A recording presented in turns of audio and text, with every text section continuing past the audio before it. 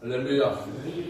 너와 함께 애굽으로라고 하는 제목으로 이 시간 말씀을 나누고자 합니다. 경향신문 2019년 1월 30일자에 이런 기사가 실렸습니다. 38년 전 대구의 한 예식장에서 실종된 2살 아이가 설을 앞두고 경찰의 도움을 받아 극적으로 가족과 상봉을 했습니다.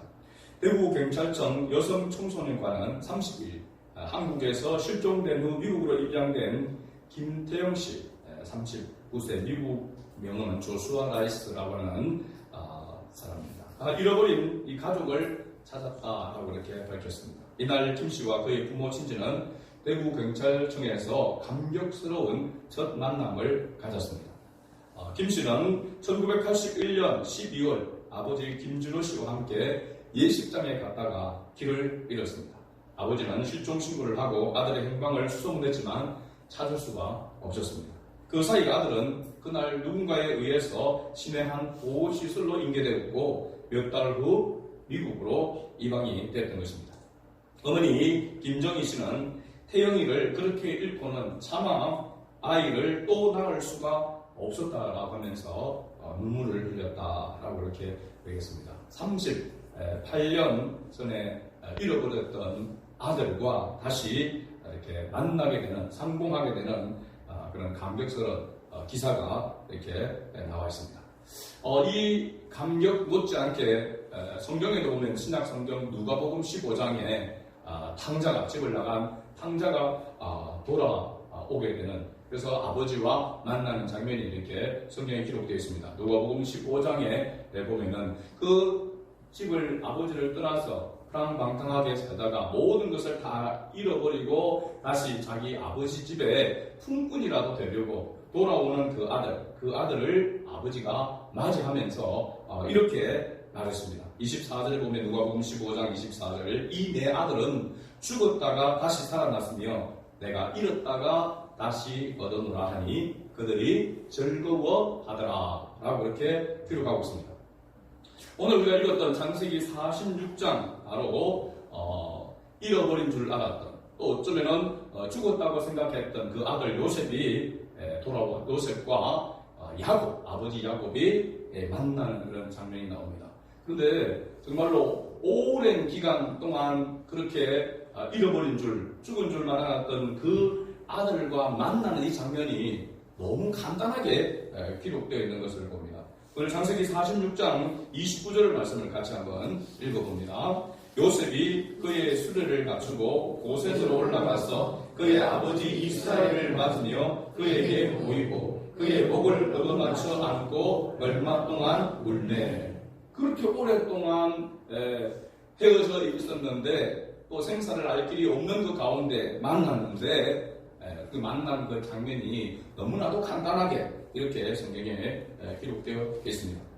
그리고 아버지 야곱이 아들 요셉에게 이렇게 말합니다. 네가 지금까지 살아있고 내가 네 얼굴을 보았으니 지금 죽어도 여한이 없다, 조카도다 라고 그렇게 기록하고 있습니다. 잃어버린 줄 알았던 아들, 죽을 줄만 알았던 그 아들과 만났으니 얼마나 감격스럽고 정말 눈물로 제외할 수밖에 없는 그런 상황입니다. 그런데 오늘 우리가 본문을 살펴보면 이러한 만남이 있을 것이라는 것이 이미 예견되어 있었습니까? 그렇지 않습니까? 예견되어 있었죠. 그죠? 미리 요셉은 자기를 밝혔고, 그리고 자기 형들에게, 아버지에게 가서 이렇게 하라, 또 어디에 지역에 살게 될 것인지에 대한 그런 부분들까지도 다 이미 이야기가 되었습니다. 그래도 그 말을 처음 들었던 아버지 야곱은 믿지 않다가 누가 요셉이 보낸 수레를 보고요. 그죠? 그 수레를 보고야 기운이 소생했다라고 그렇게 말하고 있습니다. 그러니까 이제 요셉이 보냈던, 죽은 줄만 알았던 그 아들 요셉이 보냈던 그 수레를 보고 애굽의 총리가 된 그 요셉 아들이 보낸 그 수레를 보고 소생함을 입어서 당장 한 걸음에 애굽으로 달려가야 되는 것이 맞습니다. 원래 야곱의 기질적으로 보면 그것이 너무나도 당연한 것입니다. 그래, 그러면서 당장 다시 지금 출발해서 가자 라고 이렇게 이야기할 그런 야곱임에도 불구하고 오늘 본문에 보면은 야곱은 헤브론에서 지금 머물고 있는데 이곳에서 자기의 모든 소유를 이끌고 떠나 바로 곧장 애굽으로 가지 아니하고 어디로 가게 되었다라고 말하고 있냐면 브엘세바에 이르렀다라고 성경이 그렇게 기록하고 있습니다. 이 브엘세바는 가나안 땅 가운데에서 최남단, 우리나라로 하면 마라도 같은, 그죠? 제주도 밑에 마라도 같은 최남단에 있는 그런 장소입니다. 제일 북쪽이 다한에서부터 브엘세바 가면은 북쪽과 남쪽 전체의 그 부분을 이야기하고 있죠. 이 브엘세바는 7 우물이라고 하는 뜻을 가지고 있고 또 생명의 물이라고 하는 그런 뜻을 가진 곳입니다. 가나안 땅의 최남단에 위치한 이곳이 언약의 백성에게 있어서 굉장히 중요한 삶의 터전이었다는 것을 알 수 있습니다. 야곱의 아버지 이삭의 아버지 아브람, 그러니까 아브람, 이삭, 야곱 3대에 걸쳐서 삶의 터전이 되었던 그 곳이 바로 어디냐면 이 브엘세바라고 하는 곳입니다. 이 브엘세바에서는 아브람도 이삭도 마찬가지로 거기에서 뭘 했냐면은 제단을 쌓았다는 사실입니다. 희생 제사를 드렸던 그런 공통점이 있는 그런 곳이 바로 이 브엘세바입니다. 그러니까 언약의 하나님에 대한 기억을 가지고 제단을 쌓았던 의미 있는 곳이 바로 이 브엘세바라고 하는 곳입니다. 그러기에 야곱은 곧바로 헤브론에서 애굽으로 달려가지 않고 바로 이 브엘세바에 이르러 거기에서 희생 제사를 드렸다고 하는 것입니다. 이것은 야곱이 자기 기질과 다르게 먼저 하나님을 바라보는 그런 모습으로 변화되어진 그런 모습을 이야기하고 있습니다. 야곱의 그 욕심 많고 어떻게 하든지 수단과 방법을 가리지 아니하고 자기가 원하는 것을 쟁취하는 그런 사람의 그런 기질을 가진 야곱인데 그 야곱이 얼마나 지금 이때의 야곱의 나이가 몇입니까? 130세입니다.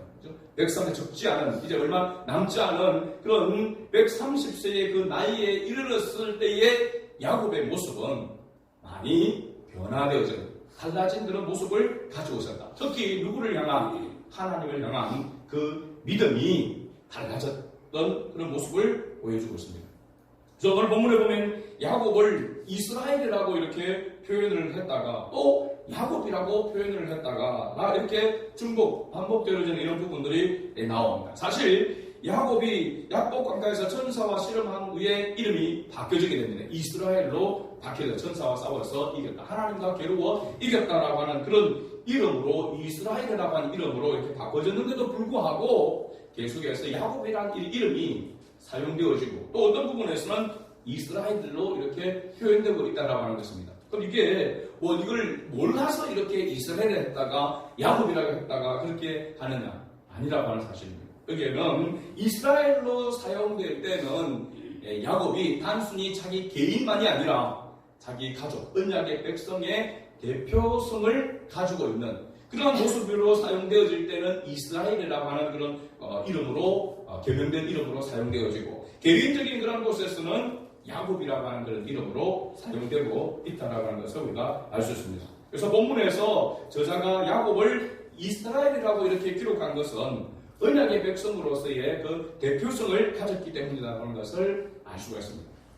하나님께 희생 제사를 드리니까 그 밤에 하나님이 그 이상 중에 이스라엘에게 나타나셔서 말씀하고 있습니다. 그 장면이 우리가 읽었던 바로 2절부터 시작해서 나옵니다. 야곱아부터 시작해가지고 야곱아 하는지라. 야곱이 이르되 내가 여기 있나이다. 야곱이 대답합니다. 그러니까 하나님께서 나는 하나님이라. 네 아버지의 하나님이니 애굽으로 내려가기를 두려워하지 말라.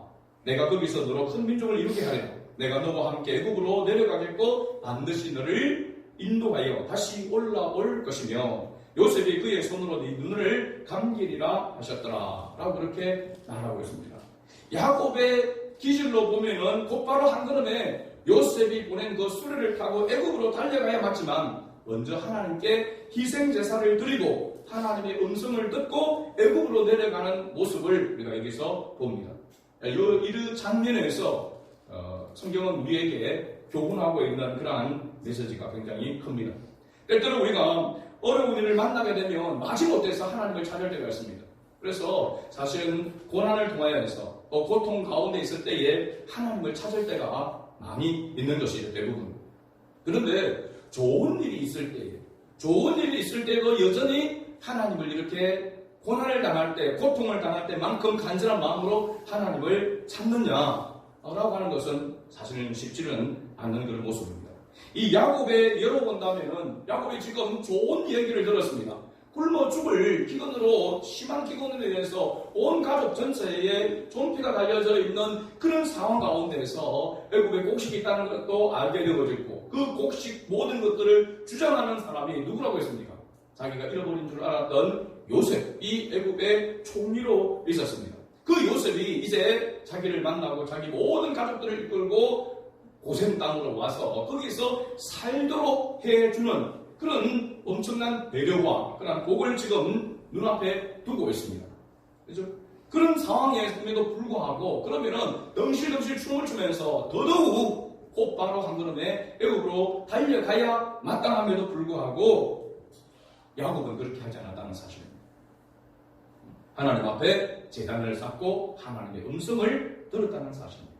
하나님이 허락하셔야 애굽으로 내려가겠다라고 말하고 있는데, 오늘 우리가 읽었던 말씀 가운데 제목으로 제가 삼았지만 나와 함께, 누구와 함께 말하고 있습니까?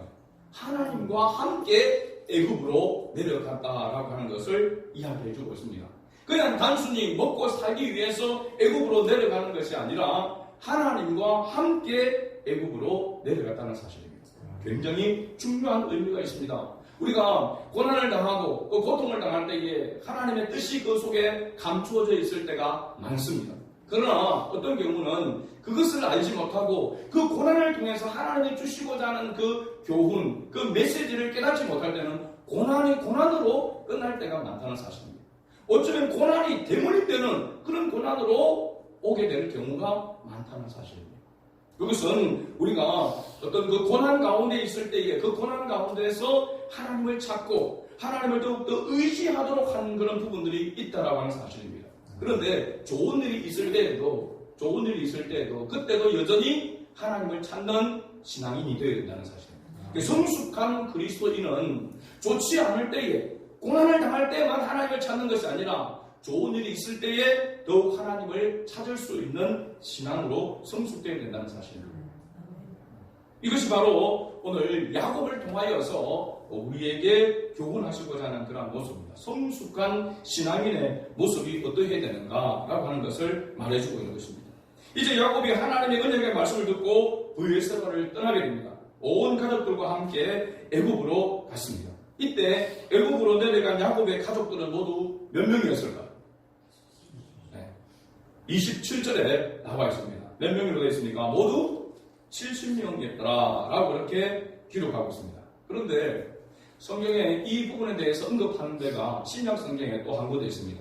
사도행전 7장에 보면은 스데반 집사가 순교하기 전에 스데반의 유명한 설교라고 할 수 있는 그 장면이 사도행전 7장에 나오게 되는데, 그 바리새인들 앞에서 스데반이 설교하듯이 했던 그 내용 가운데 보면은 사도행전 7장 14절에 스데반 집사가 이렇게 이야기합니다. 요셉이 사람을 보내어 그의 아버지 야곱과 온 친족 75사람을 정하였더니 라고 이렇게 말하고 있습니다. 몇 명입니까?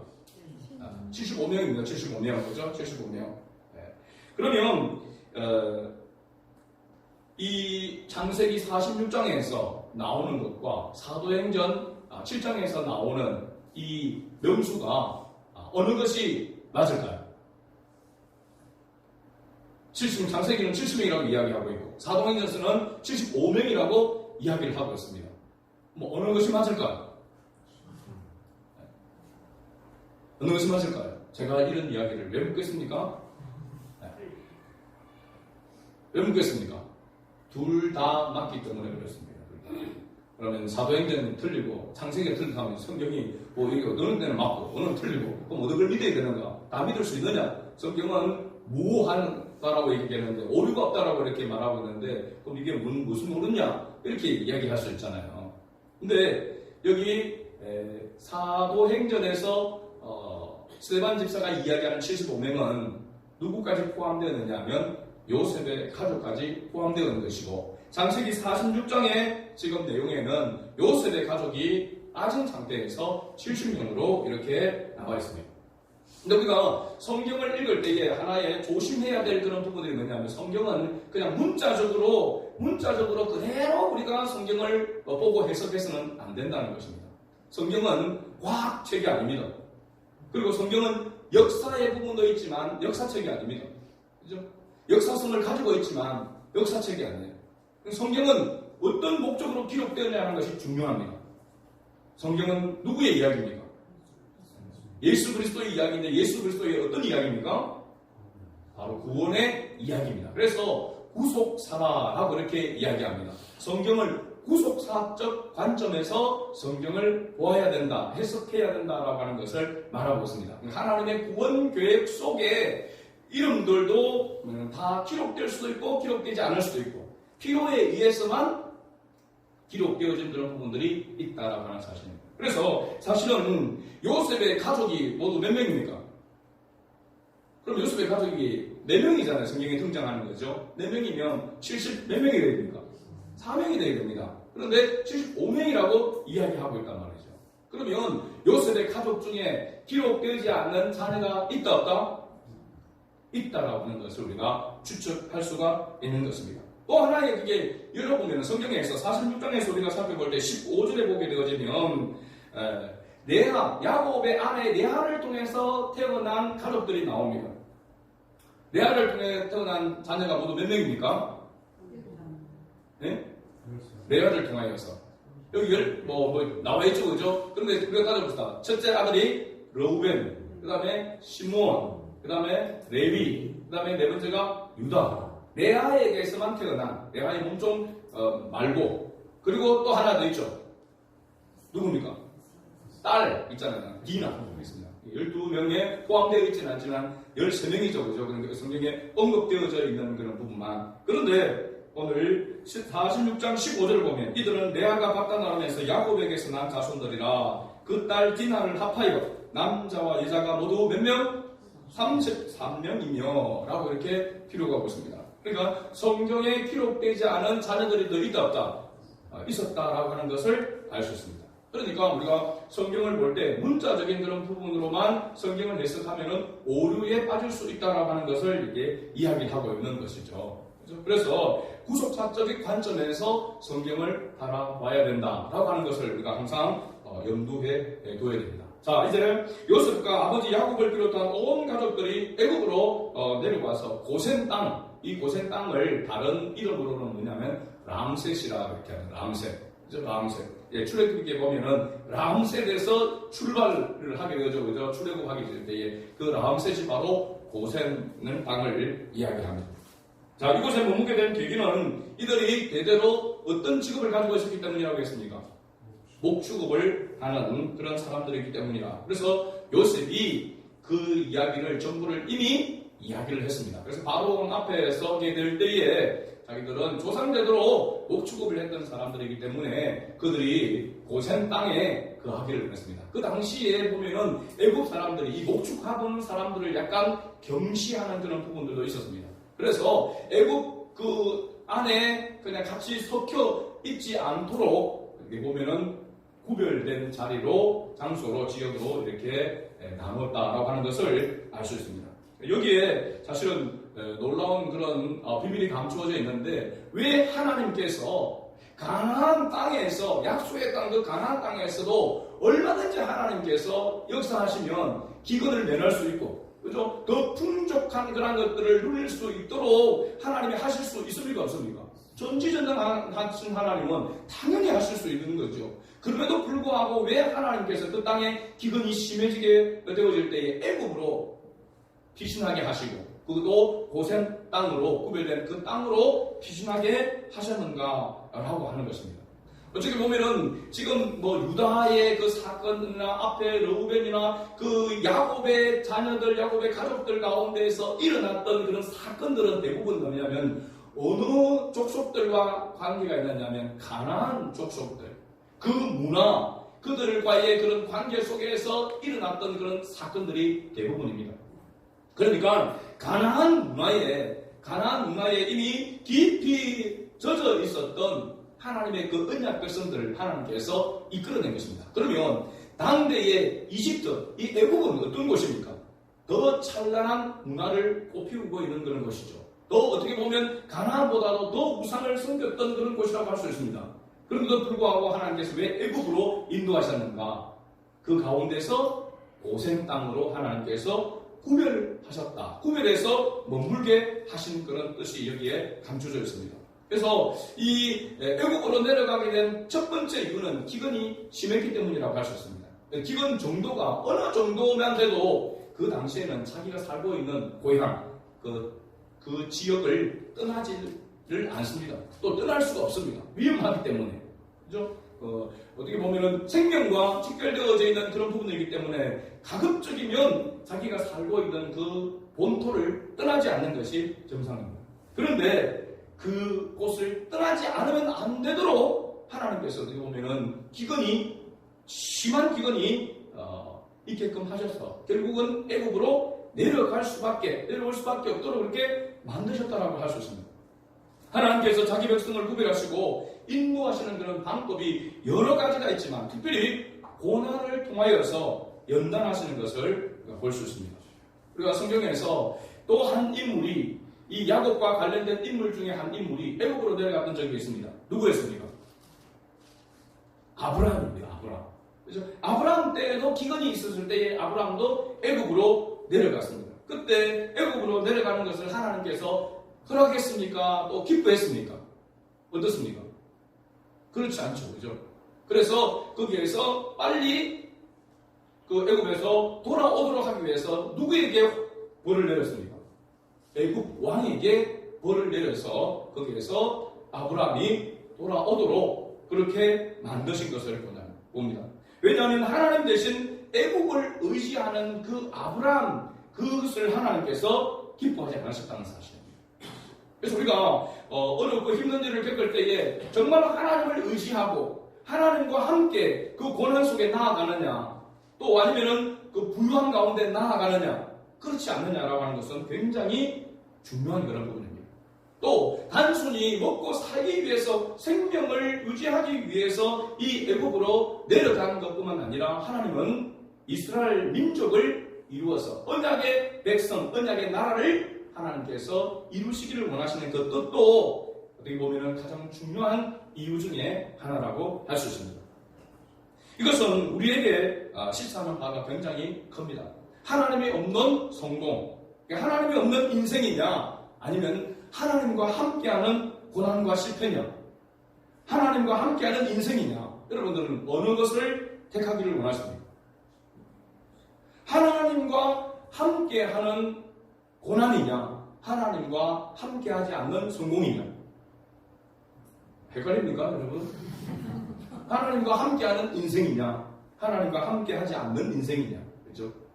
굉장히 중요한 것입니다. 바로 이 부분을 이야기를 하고 있는 것입니다. 하나님과 함께 하나님을 의지하지 않는 가운데 먹고 살기 위해서, 생명을 구분하기 위해서 애국으로 내려갔던 아브라함, 하나님이 기뻐하지 않았다는 사실입니다. 그러나 지금 야곱의 자손들이 애국으로 내려가는 것을 하나님은 어떻게 했습니까? 허락하셨습니다. 내려가라고 했습니다. 누가 함께 하겠다고? 하나님께서 함께 하시겠다고. 단순히 애국으로 내려가는 것에 끝나지 않고 반드시 다시 올라올 것이다. 약속의 땅으로 올라오도록 하시겠다라고 이렇게 말하고 있는 것입니다. 때때로 우리가 힘든 일을 만나고 밑바닥으로 내려가는 그런 인생이라 해도 거기에 주님과 함께 한다면 소망이 있다라고 하는 사실입니다. 그렇죠? 만족할 수 있다라고 하는 것이죠. 굉장히 중요합니다. 오늘 이 시대를 살아가는 우리 그리스도인에게 이 신앙의 정체성은 매우 중요합니다. 이 부분이 지금 올바르게 되어 있지 않게, 정립이 되어 있지 않기 때문에 예수 믿는 사람과 예수 믿지 않는 사람 구분이 어려운 것입니다. 예수 믿는 사람 욕심도 시퍼렇게 살아있고, 그렇죠? 더 욕심으로 더 많이 소유하려고 하는 그런 모습. 그렇죠? 하나님 없이도 살 수 있다라고 하는 그것이 하나님이 가장 싫어하시는 것입니다. 왜냐? 그게 우상이기 때문에 그렇습니다. 뭐 우상이라고 무슨 형상을 만들어 놓고 거기에 절을 하는 것이 우상이 아니라 하나님보다 더 사랑하는 것, 더 의지하는 것이 우상이다라고 하는 것을 성경은 말하고 있잖아요. 그 우상 숭배를 하나님 가장 싫어하신다라고 하는 것을 말해주고 있는 것입니다. 우리가 힘들고 어려움 가운데 있더라도 거기에 하나님이 함께 하시고 또 하나님께서 은혜를 주셔서 성공하더라도 하나님과 함께하는 성공이 되어야 된다는 사실입니다. 하나님과 함께 하느냐 하지 않느냐에 따라서 우리의 인생이 달라진다고 하는 것을 분명하게 보여주고 있습니다. 그래서 사도 바울은 빌립보서 4장 11절에서 13절에 이렇게 고백했습니다. 우리가 잘 아는 내용이죠. 내가 궁핍함으로 말하는 것이 아니라 어떠한 형편이든지 나는 자족하기를 배우노니 나는 비천에 처할 줄도 알고 풍부에 처할 줄도 알아. 모든 일에 곧 배부름과 배고픔과 풍부와 궁핍에도 처할 줄 아는 일체의 비결을 배우노라. 따라합시다. 내게 능력 주시는 자 안에서 내가 모든 것을 할 수 있느니라. 아멘. 빌립보서 4장 13절 말씀입니다. 우리는 보통 이 말씀을 생각하면 내게 능력 주시는 자 안에서 내가 모든 것을 할 수 있느니라. 그러면서 하나님의 능력 주시며 할 수 있고 그렇게 이야기를 합니다. 근데 여기에 보면은 앞부분에 뭐라고 이야기하냐면 하나님의 능력이 주어지면은 잘 먹고 잘 사는 그런 성공하는 그런 부분에만 하나님의 능력이 아니라 내가 비천에 처할 줄도 알고, 그죠? 배고픔에 처할 줄도 알고 하는 그 가운데서도 하나님의 은혜로 하나님께 은혜로 살아갈 수 있다라고 하는 것을 말하고 있습니다. 그래서 내게 능력 주시는 자라고 할 때 이 능력은 다른 표현으로 하자면은 하나님의 은혜인 줄로 믿습니다. 하나님의 은혜가 함께하면 내가 비천에 처할 줄도 또 풍부에 처해도 교만하거나 타락하지 아니하고 하나님의 뜻 가운데 살아갈 수 있다라고 하는 것을 말해주고 있습니다. 그래서 하나님과 함께하는 은혜가 주어지게 되면 어느 때나 어느 곳에서나 어떤 상황 속에서도 나는 만족합니다. 나는 행복합니다. 라고 이렇게 고백할 수 있는 사람이 진정한 그리스도인이라고 하는 것을 말해주고 있습니다. 그래서 하나님의 은혜가 바로 복인 줄로 믿습니다. 이러한 성숙한 고백을 하나님 앞에 올려드리는 우리 성환의 가족들이 될 수 있기를 바랍니다. 그러기 위해서는 바로 야곱이 자기의 기질을 생각한다면 곧바로 애굽으로 달려갈 수 있지만은 그렇지 아니하고 먼저 하나님 앞에 제단을 쌓고 하나님의 음성을 듣고 하나님의 그 말씀에 의지하여 주님과 함께 애굽으로 내려갈 수 있었던 것처럼 우리도 주님과 함께 어느 곳이든지 사도 바울이 고백했던 저는 비천에 처할 줄도 알고 풍부에 처할 줄도 아는 그런 일체의 비결을 배웠다라고 고백하는 그런 우리 성환의 가족들이 될 수 있게 주의 이름으로 축복합니다. 아멘. 우리 예수의 향기 347장 내게 허락하신 시름을 통해 찬양 찬양하겠습니다. 자리에 일어나서 우리 같이 가사를 생각하면서 찬양합니다.